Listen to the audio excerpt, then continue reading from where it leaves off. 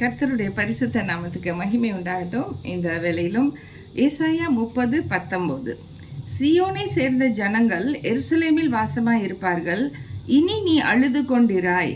உன் கூப்பிடுதலின் சத்தத்துக்கு அவர் உருக்கமாய் இறங்கி அதை கேட்ட உடனே உனக்கு மறு உத்தரவு அருளுவார். ஹல்லேலூயா.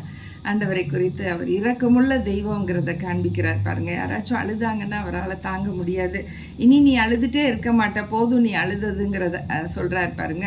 நம்மளுடைய கண்ணீரெல்லாம் துருத்தியில சேர்த்து வச்சு ஒரு சொட்டு கண்ணீருக்கும் அவர் பதில் கொடுக்குறாரு. ஹல்லேலூயா.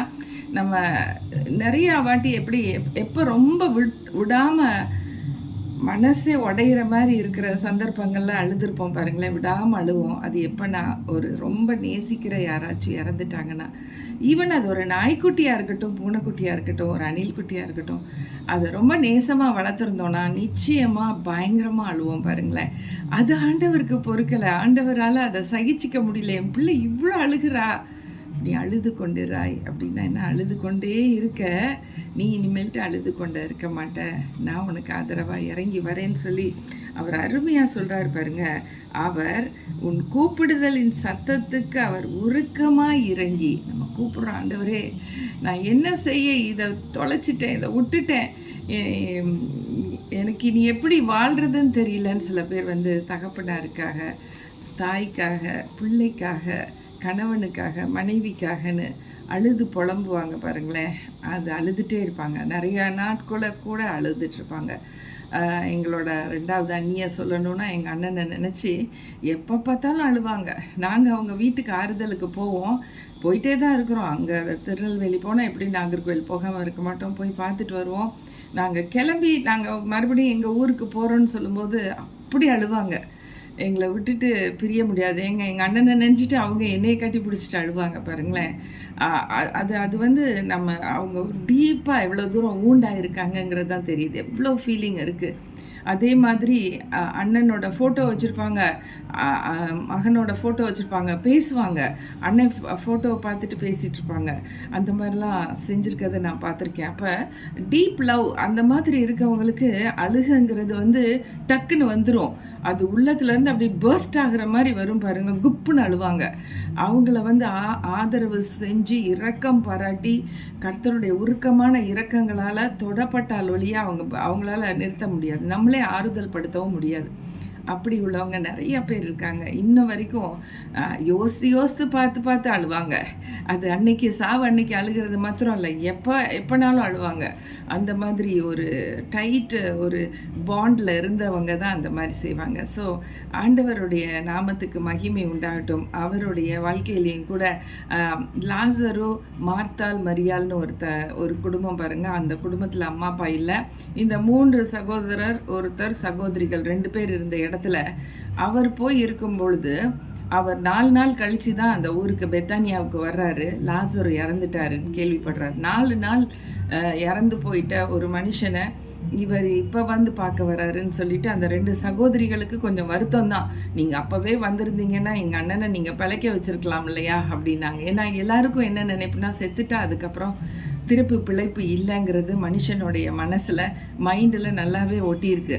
அப்போ ஆண்டவர் அதை கம்ப்ளீட்டாக மாற்றணும்னு சொல்லிட்டு அவர் வேணுன்ட்டே லேட்டாக அந்த நாரிப்போன சரீரத்தை உயிர்ப்பிக்கணும்னு வந்திருக்காரு. அப்போ இந்த பிள்ளைங்க 2 பேரும் அழுகிறத பார்த்துட்டு அவருக்கு பொறுக்கலை பாருங்க. அவரும் அழுதாருன்னு போட்டிருக்கு. இயேசு கண்ணீர் வடித்தார்னு போட்டிருக்கு பாருங்க. யோவான் 11ஆம் அதிகாரத்தில் நீங்கள் பார்ப்பீங்க. அப்போ இயேசு எதுக்கு கண்ணீர் விட்டார்னா, அந்த situation is such that you cannot bear it, you cannot contain it within your heart. அந்த மாதிரி இருக்கும்போது இட்ஸ் அ பர்ஸ்ட். ஆண்டவர் உள்ளத்திலிருந்து வெளியேறி வந்தது அவர் கண்ணீரால் காண்பிச்சார். அப்போ பக்கத்தில் இருந்தவங்க பார்த்தவங்கலாம் இவரும் எவ்வளோ தூரம் அந்த குடும்பத்தை நேசிச்சாருங்கிறது தெரியுது பாருங்கன்னு சொல்கிறாங்க. அந்த அன்பு தான், அந்த அன்பின் நிமித்தம் தான் இயேசு கண்ணீர் வடித்தார். அதை கண்ணீர் வடித்துட்டு எல்லாரும் ஆறுதல் சொல்கிற மாதிரி சொல்லிட்டு போகிறதுக்காக அவர் வரல. அவர் லாசரை உயிர் தெழும்படிக்காக வந்தார். இந்த பிள்ளைங்க மறுபடியும் அவங்க உள்ளத்தில் ஒரு சந்தோஷத்தை பெற்றுக்கொள்ளணும். ஏன்னா தாய் தகப்பன் இல்லாத அனாதைகளாக இருக்காங்க. இப்போ அண்ணனும் இல்லைன்னா இந்த 2 சகோதரிகள் மாத்திரம்தான் வாழணும். இந்த வீட்டுக்கு தான் பெத்தானியாவுக்கு போனாலே ஏசப்பா வந்து அந்த வீட்டில் தான் தங்குவார். அவங்க வீட்டில் தான் சாப்பாடு கொடுப்பாங்க, ஸ்டே பண்ண வைப்பாங்க. அவ்வளோ நல்லா அருமையாக கவனித்த ஒரு குடும்பம். அதனால் ஆண்டவர் வந்து ஒரு நன்மை செய்யணும்னு நினச்சிட்டு அந்த லாசருவை உயிரோடு எழுப்புறாரு பாருங்க.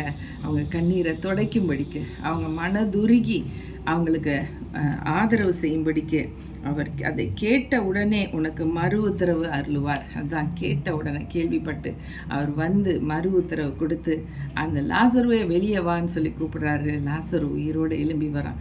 ஆண்டவருடைய வல்லமை அந்த இடத்துல விளங்குது. கர்த்தருக்கு மகிமை உண்டாகட்டும். இன்னைக்கு நீங்கள் அழுதுட்ருக்கீங்களா? வேதனையோடு இருக்கீங்களா? மறக்க முடியலன்னு சொல்கிறீங்களா? இயேசு இருக்கிறார். அவர் இனி நீ அழுது கொண்டிராயின்னு சொல்கிறார். உங்களுக்கு ஆதரவாக சொல்கிறாரு. நீங்கள் இனிமேல் இப்படியே அழுதுகிட்டே இருக்கக்கூடாது, விட்டுருங்க, எல்லா கவலைகளையும் அவர் மேலே வச்சிருன்னு சொல்கிறாருல. அவர் பார்த்துக்குவார். அவர் கொடுக்கக்கூடிய அந்த சமாதானம் நீங்கள் அழுதுகிட்டே இருந்தால் பெற்றுக்கொள்ள முடியாது. நீங்கள் அழுகிறத நிறுத்திட்டு ஆண்டவரேன்னு சொல்லுங்கள். அவர் மன உருக்கத்தோடு இறங்கி வந்து அவருடைய சமாதானத்தினால நிரப்புவார். யோவான் 14:27 உலகம் கொடுக்குற சமாதானம் மாதிரி நான் கொடுக்கறதில்ல, நான் என்னுடைய சமாதானத்தை உனக்கு தரேன்னு சொல்லி கொடுப்பாரு. கர்த்தருக்கு மகிமை உண்டாகட்டும். அழுது கொண்டிராய், நீ இனி அழுது கொண்டிராய். ஹல்லேலூயா. நம்ம ஜெபிக்கலாம். நல்ல ஆண்டவரே, உமக்கு ஸ்தோத்திரம் ஆண்டவரே. எப்படிப்பட்ட ஒரு இழப்பின் நிமித்தம் அழுது கொண்டு இருக்கிறாங்களோ எனக்கு தெரியாது, ஆனால் கர்த்தர் அறிவார். ஆண்டவரே, எத்தனையோ பிள்ளைங்களை அப்போ ஆக்சிடெண்ட்டில் இழந்து போயிருக்காங்க, வாலிப பிள்ளைகளை இழந்திருக்காங்க, சின்ன குழந்தைகளை இழந்திருக்கிறாங்க. அப்பா, இப்படி உள்ள குடும்பங்கள் எத்தனையோ ஆண்டவரே. அப்பா ஆண்டவரே, நான் உயிரோடு இருக்கேன், என் பிள்ளை செத்துருச்சேன்னு சொல்லிட்டு அழுவாங்க. அப்படி உள்ள பிள்ளைகள் செத்துருப்பாங்க, பெற்றோர்கள் உயிரோடு இருப்பாங்க. இன்னும் அப்படி உள்ள நிலைமையிலையும் ரொம்ப வருத்தப்பட்டு ரொம்ப பயங்கரமாக கதறி கதறி அழுவாங்க.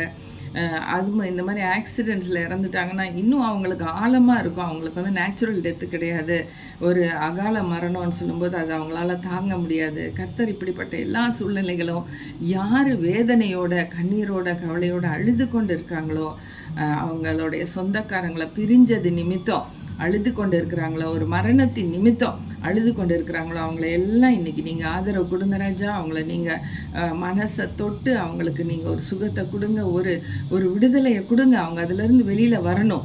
இது அப்படியே அவங்கள தாக்கிட்டே இருக்கக்கூடாது. பொழுதன்னைக்கு அழுது கொண்டுராயின்னு சொல்லிட்டு இல்லாதபடிக்க அவங்க அழுகையை நிறுத்தணும் ராஜா. நீங்கள் நிறுத்தி விடுங்கப்பா. நீங்கள் வேறு மனசை அவங்க வேறு இடத்துல அவங்க மாற்றும்படிக்கு அவங்களுக்கு கிருபை பாராட்டுங்க. ஏதானும் கற்றுக் கொடுங்க, ஏதானும் சொல்லிக் கொடுங்க. உங்கள் வசனம் மூலமாக உங்களுடைய அன்பின் நிமித்தம் அவங்கள நிரப்பி அவங்கள ஆசீர்வதிங்க, காத்துக்கொள்ளுங்க. இயேசுவின் நாமத்தில் கேட்கிறோம் நல்ல பிதாவே. ஆமென், ஆமென். Thank you friends for joining us and God bless you all.